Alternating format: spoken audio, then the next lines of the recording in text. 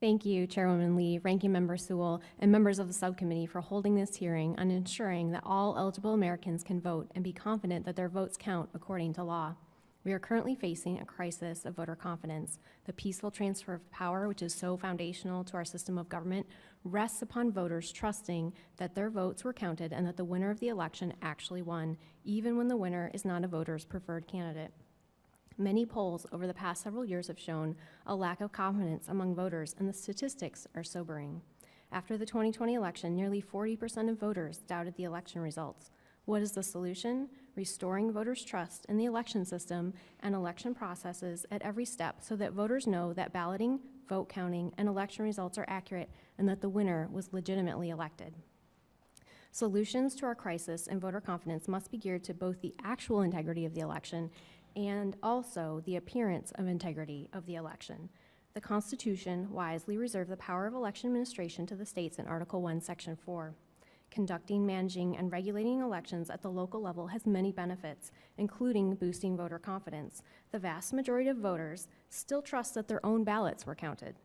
Voter confidence decreases the farther away from the voters the control of the administration of an election lies. That is, voters still tend to trust their local election officials even when they do not trust the election results nationwide. State legislatures have and should continue to have the primary responsibility for setting the administrative rules for conducting our elections, with local election officials having primary responsibility for administering elections. The American Confidence in Elections Act operates within the federal government's limited purview to help increase Americans' confidence in election processes and outcomes without imposing on the state's primary constitutional duty and responsibility to establish rules of election administration. There are notes in my written testimony on ways the ACE Act does this. While the work of election administration is complex and challenging, it is vitally important because it protects one of our most precious constitutional rights. Significantly, the American people's confidence in the election process derives not only from the controlling laws and procedures, but also from local election officials' fair, competent, and honest implementation of those laws and procedures. States should follow 6 principles to restore voters' confidence, helping voters to have confidence that that only eligible voters are voting and their votes are being counted according to the rules governing the election. Number 1, the rules governing the election are established well ahead of the election and not changed close to it. This is a basic due process requirement, and it allows all stakeholders to know what the rules are and assists election administrators in running the election smoothly. Number 2, the rules governing the election are clear and designed to address many different situations and eventualities that may occur during the voting process. Number 3, the rules governing every aspect of the election system help ensure the fairness of the voting process while ensuring that eligible voters have an ample opportunity to vote and have their votes counted accurately. States have strengthened their election systems in the past couple years, and here are a few examples.